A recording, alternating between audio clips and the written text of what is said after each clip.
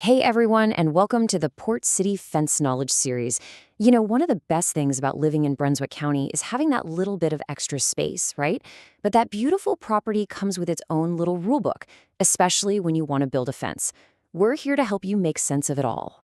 So you're looking at your yard and thinking, you know what this needs? A fence. And you're absolutely right. A great fence can add so much value, privacy, and of course security, whether you're on a big lot out in the county or in one of our charming coastal towns. But hold on a second. Before you start digging those post holes, you should know that Brunswick County has its own unique way of doing things.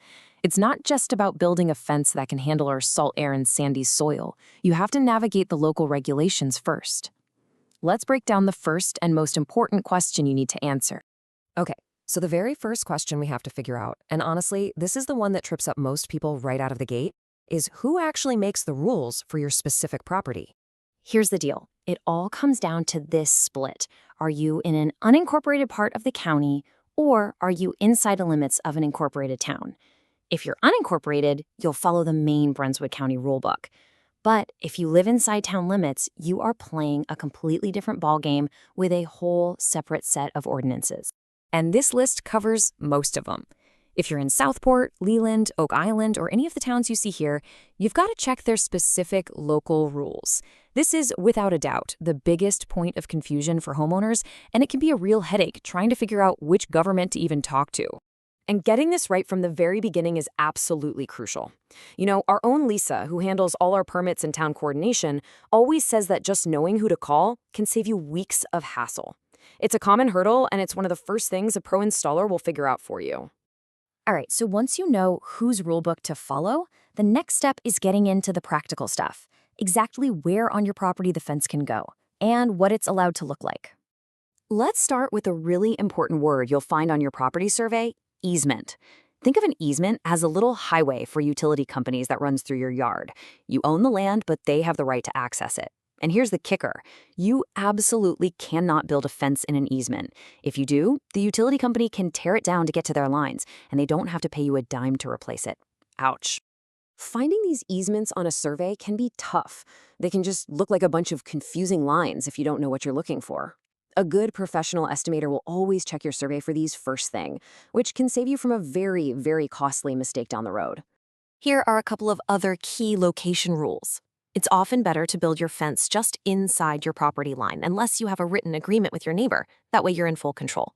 And if you're on a corner lot, you have to keep your fence out of the sight triangle at the intersection. That's a huge safety issue so drivers can see oncoming traffic. And then there's a simple rule of fence etiquette that's actually written into a lot of local codes. The good side, the smooth, pretty side, should always face outwards toward your neighbors and the street. It's just the courteous, neighborly thing to do. You also have some limits on what your fence can be made of. As you'd probably guess, things like barbed wire and electrified fences are a big no-go in most neighborhoods. Some towns even restrict chain link, especially if it faces a main road. Generally speaking, classic wood and modern vinyl are your safest and best-looking bets. Now, on top of all the town or county rules, many of us have extra layers to think about, especially if you live in a planned community or anywhere near the water.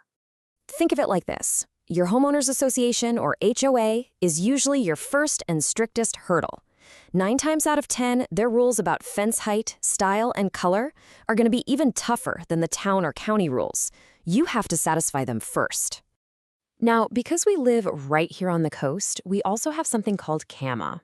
This is a state-level regulation designed to protect our beautiful dunes and waterways. If your property is in what's called an area of environmental concern, you might need a whole separate CAMA permit before you can even think about building. And one more really important rule: if your fence is for a swimming pool, safety is everything. The state code requires a minimum height, usually 4 feet, and it has to have gates that are self-closing and self-latching to protect children. This isn't optional, it's the law. Okay, I know that was a lot of information, so let's bring it all home and talk about the smartest way to move forward with your fence project. Now, one final and really crucial point. Just like our local tides, these regulations can and do change. What was true last year might not be true today. That's why you always have to double-check with the official source. And to make that easier for you, We actually keep a page on our website with direct links to the official Brunswick County Planning Department and other key resources. It's the best place to find the most current info.